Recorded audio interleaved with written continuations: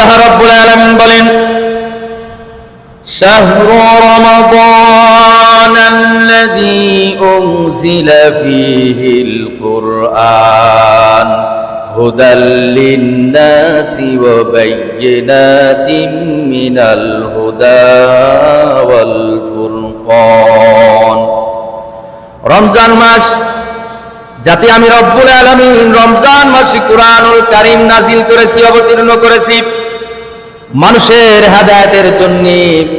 এই রমজান মাসে আমি কুরআনুল কারীম নাজিল করেছি মানুষের হেদায়েতের জন্য এবং হক বাতিল পার্থক্য করার জন্য। আমি রব্বুল আলামিন কুরআনুল কারীম নাজিল করলাম রমজান মাসে। কুরআন নাজিল কোন মাসে? রমজান মাসে কুরআন নাজিল করেছেন আল্লাহ রাব্বুল আলামিন। আল্লাহ বলেন, এই রমজানে রোজা রাখা আমার আদেশ, কারণ আমি আদেশ করেছিলাম নারী এবং পুরুষ, প্রত্যেক বালেক নারী পুরুষের উপরে রমজানের রোজাকে আমি রব্বুল আলামিন ফরজ করেছিলাম। ইয়া আইয়ুহাল্লাযীনা আমানু কুতিবা আলাইকুমুস সিয়ামু কামা কুতিবা আলাল্লাযীনা মিন ক্বাবলিকুম লাআল্লাকুম তাত্তাকুন। হে মুমিনগণ, আমি রমজানের রোজা তোমাদের উপরে ফরজ করেছি। আমার এটা বিধান, যে বিধান আমি তোমাদের পূর্ববর্তীদের লোকের উপরে জারি করেছিলাম, তাদের উপরেও ফরজ করেছিলাম। কেন? লাআল্লাকুম তাত্তাকুন, যাতে করে তোমরা নারী পুরুষ উভয়ে তাকওয়া অবলম্বন করতে পারো। সুবহানাল্লাহ। এই রমজানের শেষের দশকে আল্লাহ রাব্বুল আলামিন কদর নামের একটা রাত দিয়েছেন, সর্বশ্রেষ্ঠ রাত। ওই সর্বশ্রেষ্ঠ রাত সম্পর্কে রব্বুল আলামিন সূরা কদর নাজিল করেছেন। একটা আলাদাভাবে সূরাই নাজিল করে দিয়েছেন কদর সম্পর্কে। এখন কোন নির্দিষ্ট কোন দিনে হয়েছে কদর? সব তাফসীর কারক, বেশিরভাগ তাফসীর কারক লিখেছেন রমজানের শেষের দশকে, রমজানের 20 রমজান থেকে তোমরা ঈদের আগ রাত পর্যন্ত তোমরা কদর তালাশ করো। তার কারণ এই রাতগুলোতে শেষের 20 রমজান, শেষের 20 থেকে 10 পর্যন্ত কোন রাতে কদর নির্দিষ্টভাবে রাসূল কারোকে বলে নাই। আল্লাহ কোনো ঘোষণা দিয়া দেয় নাই যে অমুক তারিখে কদরের রাত। এই জন্য সবার কর্তব্য হলো 20 রমজান থেকে শুরু করে ঈদের আগ পর্যন্ত যেগুলো রাত আছে, এই রাতে ইবাদতের মাধ্যমে কাটানো। এই রাতের মধ্যেই কদর আছে। সারা বছর অনেক রাত গিয়েছে, কিন্তু নির্দিষ্ট 10টা দিন 10টা রাত, এই 10টা রাতে আল্লাহ রাব্বুল আলামিন বলেছেন অসংখ্য মানুষকে এই রাতে আমি রাব্বুল আলামিন মাফ করে দেব। সুবহানাল্লাহ। তাহলে আল্লাহ যে এত ব্যাপক পরিমাণ নিয়ামতের কথাই কদরের রাত্রে বলেছেন, তাহলে এই কদরের রাতটা কবে? কদরের রাত তালাশ করতে গেলে 20 রমজান থেকে ঈদের আগ পর্যন্ত আমাদের তালাশ করতে হবে। নির্দিষ্ট কোনো দিন আছে? কোরআনেও কোনো নির্দিষ্ট দিনের কথা বলা হয় নাই, হাদিসেও কোনো নির্দিষ্ট দিনের কথা বলা হয় নাই। কিছু কিছু মুফাসসিরিনে কিরাম, মুহাদ্দিসিনে কিরাম বলেছেন যে 27 রাত্রি হলো কদরের রাত, কিন্তু এটা যে একদম সঠিক তা না। বেজর রাত্রিগুলোতে অনেক মুহাদ্দিসিনে কিরাম বলেছেন, মুফাসসিরিনগণ বলেছেন বেজর রাত্রে তোমরা কদর তালাশ করো। কোন রাত্রে? বেজর রাত্রিগুলোতে তোমরা কদর তালাশ করো। এবং মত হলো 20 রমজান থেকে তোমরা কদর তালাশ করতে থাকবে। তার কারণ কোন রাত্রে আল্লাহ পাক কদর নামক এই রাত, বরকতপূর্ণ রাত, যে রাত্রে আল্লাহ পাক কুরআনুল কারীম নাযিল করেছেন, এই রাতটা কোনটা রাত কেউ জানে না।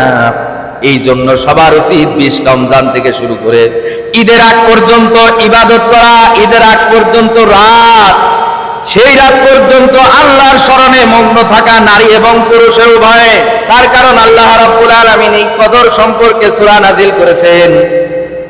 আল্লাহ রাব্বুল আলামিন বলেন, নবীকে উদ্দেশ্য করে বলেন, নবী হে, ইন্না আনজালনাহু ফি লাইলাতিল কদর, নিশ্চয় আমি এই রাত্রেতে বরকতপূর্ণ রাত, যে রাত্রে আমি কুরআনুল কারীম নাযিল করেছি। সুবহানাল্লাহ বলেন।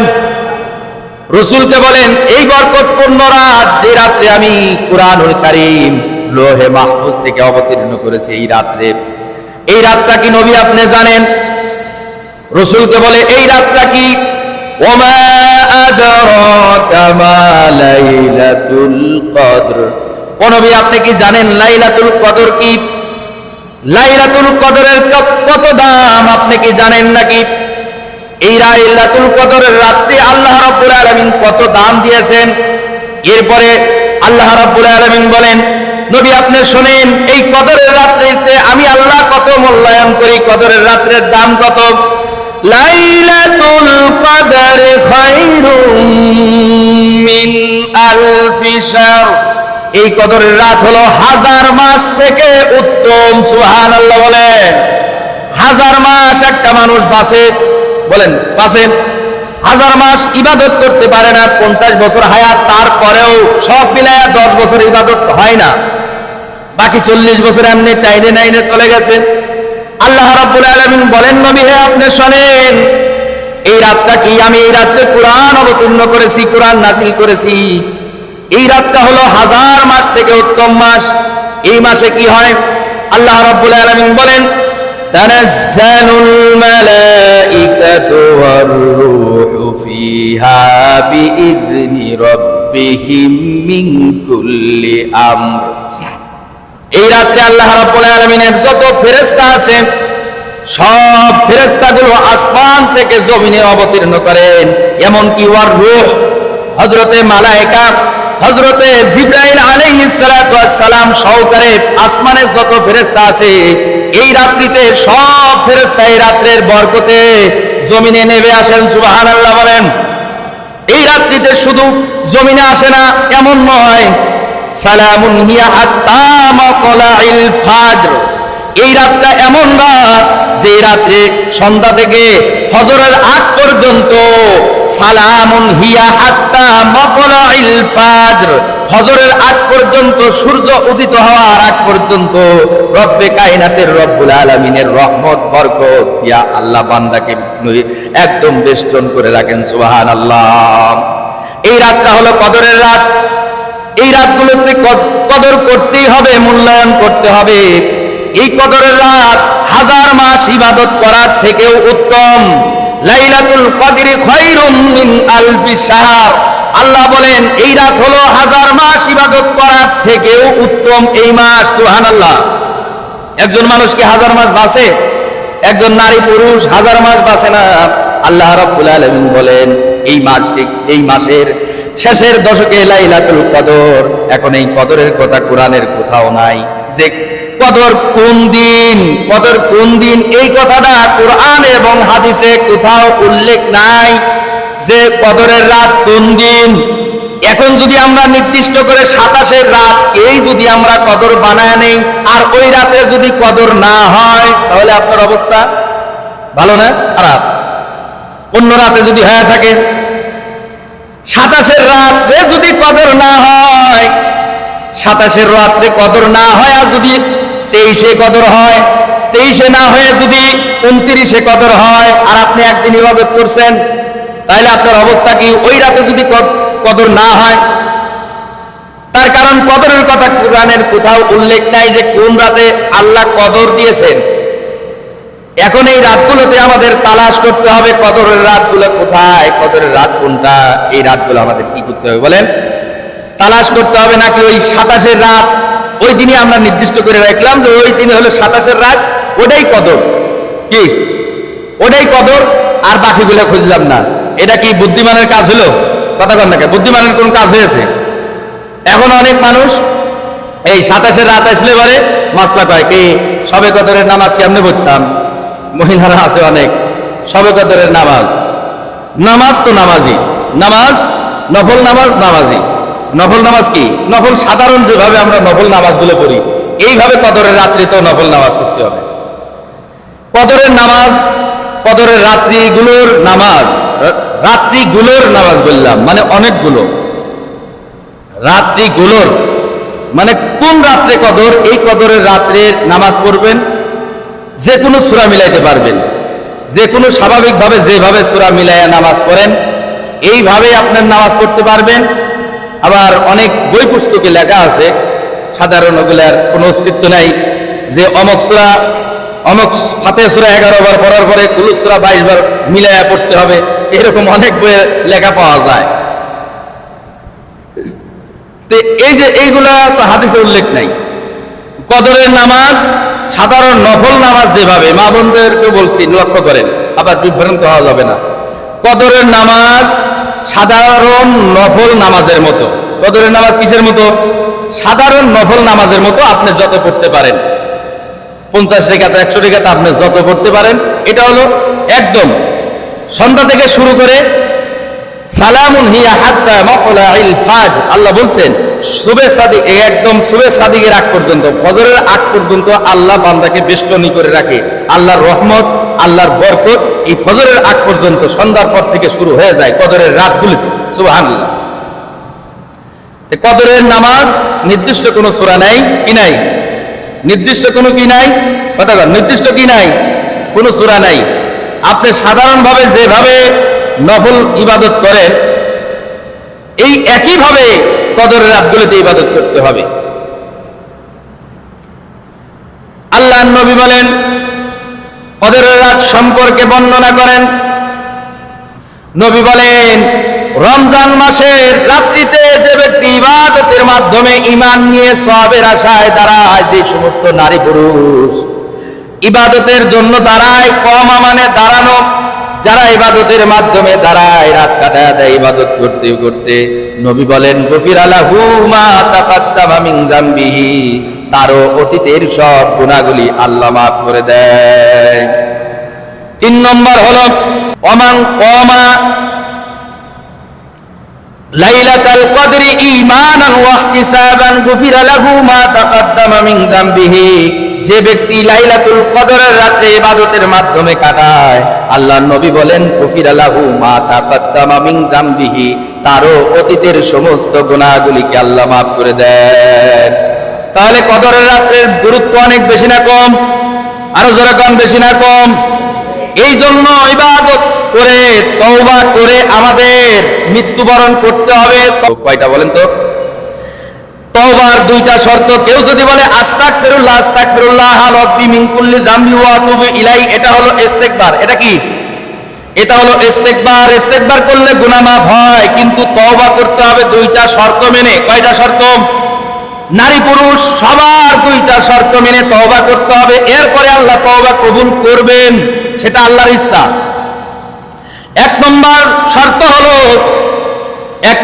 শর্ত হলো যে পরিপূর্ণ আত্মসমর্পণ করতে হবে, সব কিছু ছেড়ে আল্লাহর দিকে, আল্লাহর বিধানের দিকে রুজু করতে হবে, সব বাদ দিয়া আল্লাহর বিধানের দিকে ফিরে আসতে হবে। কার বিধান? কথা বলেন, কার বিধান? আল্লাহর বিধানের দিকে ফিরে আসতে হবে। যখন আপনি আল্লাহর বিধানের দিকে ফিরে আসবেন, আপনার দ্বারা ঘুষ খাওয়া চলবে, কতক্ষণ সুদ খাইতে পারবেন, জিনা করতে পারবেন, যত আল্লাহর দ্রোহী কাজ আছে এই কাজগুলো আপনি করতে পারবেন। যেহেতু আল্লাহর দিকে পুরোপুরি ভাবে আপনি আত্মসমর্পণ করে চলে এসেছেন, আল্লাহর দিকে পুরোপুরি ভাবে আত্মসমর্পণ করলেন। অনেক মানুষ হজে যাওয়ার পরে কয় লাব্বাইক লা শারীকা লা লাব্বাইক, আল্লাহ আমি হাজির, আমি সাক্ষী দিলাম আপনি ছাড়া কোনো ইলাহ নাই। এবং দেশে আসার পরে ওই সমস্ত মানুষ বলে কি, সব তন্ত্রমন্ত্র বাদ দিয়া মানুষ রচিত মন্ত্রতন্ত্রের দিকে দৌড়ায়, আছে না নাই? কতক্ষণ আল্লাহর বিধান নাই, কোরআনের বিধান, কোরআনের বিধানে এই সমস্ত তন্ত্রমন্ত্র গণতন্ত্র আছে, এ কতক্ষণ আছে?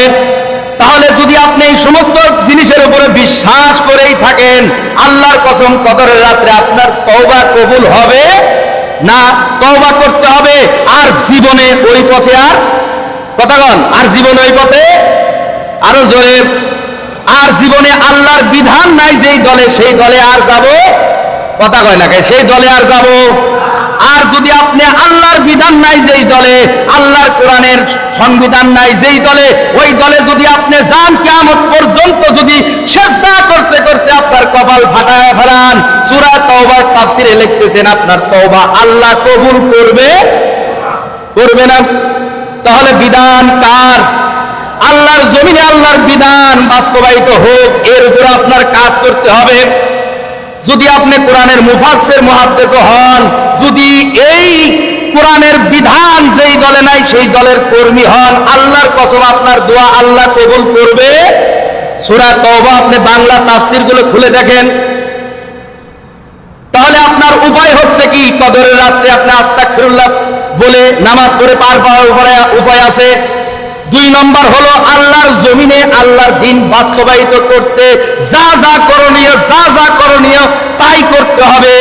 যে করণীয় আল্লাহ কুরআনুল হাকিমে বর্ণনা করেছেন, এই করণীয় কোরআনের কথা বাস্তবায়িত করার কথা আল্লাহর জমিনে আল্লাহ বলছেন কি বলেন নাই? আর জোরে কোন নামাজের কথা কোথায় আছে? জোরে কোন নামাজের কথা কোথায়? আর জোরে কোরআনে আছে না নাই? হজের কথা কোথায়? রোজার কথা কোথায়? জমিনে আল্লাহর দ্বীন বাস্তবায়িত করতে হবে, এই কথা কোথায় আছে? তাহলে আপনি যে সব মানলেন, একটা মানলেন না।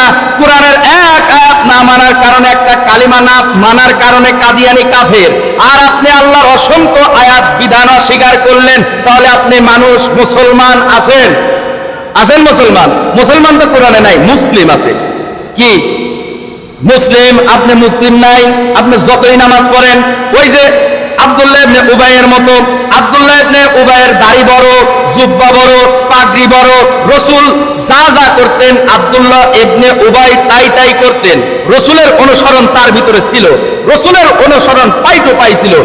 আল্লাহর নবী বললেন যে আমার কাছে নাম একটা পছন্দনীয় হলো আব্দুল্লাহ। নাম কি?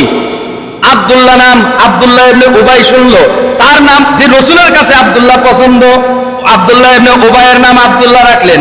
নিজের নাম আব্দুল্লাহ, ছেলের নাম আব্দুল্লাহ, এরপরে বাপের নাম আব্দুল্লাহ, দাদার নাম পর্যন্ত আব্দুল্লাহ রাখছে। রাসূলের অনুসরণ তার ভিতরে আছে না নাই?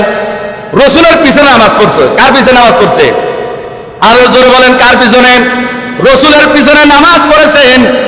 যখন ব্যক্তি মারা গেল, জুব্বা চেয়েছিলেন রাসূলের, লম্বা ঘটনা। ওমর রাদিয়াল্লাহু তাআলা আনহু রাসূলের জুব্বাটা টান দিলেন, ও নবী আপনি এই জুব্বাটাকে দিয়েন না, তার জানাজায় অংশগ্রহণ করেন না। রাসূল বলেন, কেন জানাজায় অংশগ্রহণ করব না? সে তো আমার অনুসারী, আমার উপরে ঈমান আনছে, আমার পিছনে নামাজ পড়ে, তার সুন্নতের উপরে অনুসরণ খুব বেশি। আব্দুল্লাহ ইবনে উবাইয়ের কথা ওমর রাদিয়াল্লাহু তাআলা আনহু বললেন, ওগো নবী তার কাছে আপনি যাবেন না, তার জানাজায় শরীক হবেন না, কারণ সে আপনার সব মানত, কিন্তু রাজনৈতিক জীবনে আবু জেহেলের রাজনীতি মানত, এই কারণে সে মুনাফিক। ওমরের কথা সঙ্গে সঙ্গে আল্লাহ আয়াত নাজিল করলেন। আয়াত নাজিল করার পরে বলে, হ্যাঁ আব্দুল্লাহ ইবনে উবাই মুনাফিক, তার কারণ রাষ্ট্রীয় জীবনে তার আপনার অনুসরণ ছিল না। সবকিছু থাকার পরে যদি মুনাফিক হয়, তাহলে আমার আপনার দিকে একটু তাকায় দেখেন, নামাজ, হজ, যাকাত যা কিছু করেন, আপনার উপায় আছে? কথা কন না, আছে? এগুলা কোরআনের তাফসীর। এই জন্য কদরের রাত্রের দাম আছে না নাই? আরো জোরে বলেন, আছে না নাই? ইন্না আনজালনাহু ফি লাইলাতিল কদর। কোরআন নাযিল কোন রাতে? কদরের রাতে। এই কদর এখন আমাদের বেজর রাত্রিগুলোতে তালাশ করতে হবে। কোন রাত্রিতে? বেজর রাত্রিতে তালাশ করতে হবে। অনেক মুফাসসিরিন একদম বলেছে 20 তারিখ থেকে 20 রমজানের রাত থেকে আপনি কদর তালাশ করতে থাকেন। কদর যে কোন রাতে, এটা কোনো জায়গায় উল্লেখ এইভাবে নাই। অনেক কেউ উল্লেখ করেছেন যে 27 রাত্রে এটা কদরের আবির্ভাব আছে, কদর হওয়ার জন্য কিছু বর্ণনা পাওয়া যায়। তাহলে 27 তারিখের জন্য আমরা যদি বসে থাকি, কাজ হবে? মানে কাজ হবে নাকি? কাজ হবে না। এই জন্য আমরা কদরের সব আজমত, ইজ্জত যেগুলো আছে, এইগুলো হুরমত গুলো আমরা বজায় রাখার চেষ্টা করবো। তো ইনশাল্লাহ, ইনশাল্লাহ বলেন, ইনশাল্লাহ। আর বাকি যেগুলো রোজা আছে, এই রোজাগুলো আমরা ভালোভাবে মিনিট আপনার কথা বলি। এই মাদ্রাসায় ছাত্রছাত্রীদের যেগুলো হিসাব আছে, লক্ষ্য করি সবাই, এই হিসাবগুলোর জন্য আমি খাতা তৈরি করছি হলো 4টা। 1 নম্বর হলো রশিদ। 1 নম্বর কি? রশিদ বই, মরি বই। এখান থেকে তুলি হলো আপনার এই যে মেন খাতায়, এই খাতায় তুলি, ঠিক আছে? 2 নম্বর। 3 নম্বর হলো এই ছাত্রছাত্রীর গার্জিয়ানের কাছে এই যে আপনার এই রসিদ, এই যে বইটা থাকে, কয় মাস দিল এই বেতনটা এখানে লেখা থাকে, ঠিক আছে? তাইলে গেল কয়টা? 3টা। 4 নম্বর, সারা বছরের শেষে কতজন ছাত্রছাত্রী, এই সব কিছু আমি হিসাব করছি নিজে নিজে। তৃতীয় শ্রেণীতে কত ছাত্রছাত্রী, 250 করে টাকা দিলে এক বছরে হয় কত? 3000। কত হয়? 3000। এক বছরে হিসাব হবে তার 250 করে টাকা দিলে এক বছরে হয় কত? 3000। যারা কেউ 250 দেয়, 100 দেয়, 150 দেয়, সব লেখা আছে। এই বছর শেষে হিসাব করছি প্রত্যেকটা শ্রেণীতে কয়টা করে ছাত্রছাত্রী আছে সবার লেখা। কেউ আবার ফ্রি আছে অনেকে, বছরে হয় হলো 3000 টাকা। এই সব 3000, 2400, 2200, যার যার সবকিছু এখানে লেখা আছে। বছর শেষের হিসাব এটা বছর শেষে যে হিসাবটাতে এটা, তো এটা আমি দেখাইয়া দিছি কিন্তু 23 সাল। তাইলে কয়টা হলো? 1, 2, 3, এটা কয় নম্বর? 4 নম্বর। 5 নম্বর, এই 5 নম্বর খাতা হলো, এটা কিন্তু আমি বানাইছি এই খাতাগুলা। এই 5 নম্বর খাতাতে এই যে রসিদগুলো যে সাইন দিয়ে টাকা নেওয়া হয়, একটা রসিদে কয় টাকা হলো, এই সাইন দিয়ে যে টাকা নেওয়া হয়, এই যে সব রসিদে কে কয়টা সাইন নিয়েছে, এখানে সব টাকা রসিদ বই, এই সব রসিদের টাকাগুলো এখানে তোলা আছে যে এই 1 নম্বর বই থেকে 20,000 টাকা বা 1 লক্ষ টাকা নেওয়া হয়েছে। এখানে যে নিবে কেশিয়ার সাহেব, ওই সেক্রেটারি আমার ছিল আবুল হোসেন ভাই, এতদিন সে নিছে, এখানে সাইন দিয়ে নিছে। বছর শেষে এসে কয় টাকা হিসাব হয়েছে আমি এই যে খাতার মধ্যে সব টোটাল হিসাব করছি। এই হিসাবটা কয়েকজন দেখাইছি এবং 23 সালের হিসাব ক্লিয়ার। 23 সাল পর্যন্ত হিসাব কি ক্লিয়ার। আবুল হোসেন ভাই কই সেক্রেটারি, কি ক্লিয়ার না? মানে এ যাবৎ 3 বছরের সব হিসাব কিন্তু বুঝাই দিছি এবং গত বছর বিগত 23 সাল পর্যন্ত 23 সালের হিসাব আমার কাছে সব ইন টোটাল ক্লিয়ার।